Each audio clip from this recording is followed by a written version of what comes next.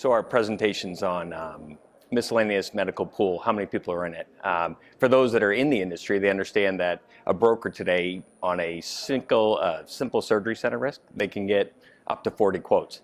So as a company, you have to look at that and say, how do I differentiate myself in this industry?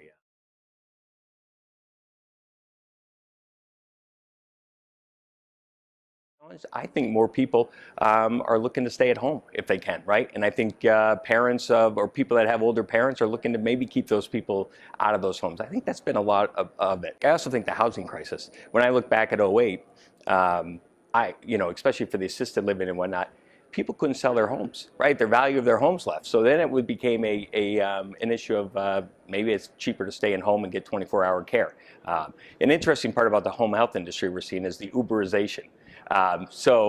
Technology is starting to come into healthcare. And what I say by that is we're seeing companies out there that are offering basically, you can go on an app and say, hey, I need care for my mother, right, I need to get away for 4 hours. I can Uber up that. A lot of exposure there, but it's something that's coming to the industry and changing it a little bit.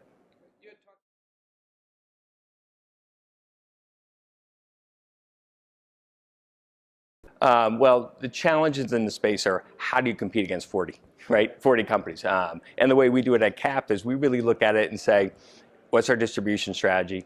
What people do we have? What's our product? And then do we execute on all that? This business is all about first three quotes in win, right? So if you think about that, there's 40 quotes out there. If you get your quote in a week later, I mean, these quotes have to be in 10 minutes, 15 minutes, half an hour. I mean, that's how quick this pace of this business is. So it's an exciting place to be, but you have to have all that set up to succeed.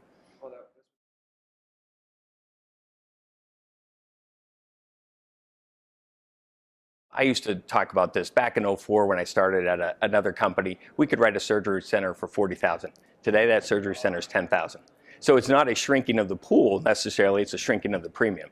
Now we were making money, so there's some sense that charge could come down, but the premiums are a lot less. So if you look at this space, we used to predict it was an $800 million to $1 billion industry.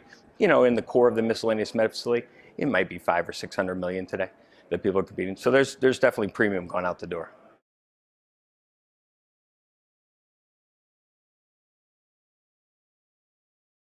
I see the challenge as being the profitability. I think just like the previous presentation, they talked about the creep in the combined ratio.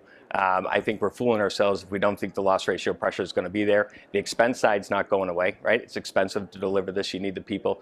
So I think over time, the question is how many can survive this combined ratio creep, right? As this stuff gets up over 100, 105, is the capital going to be there?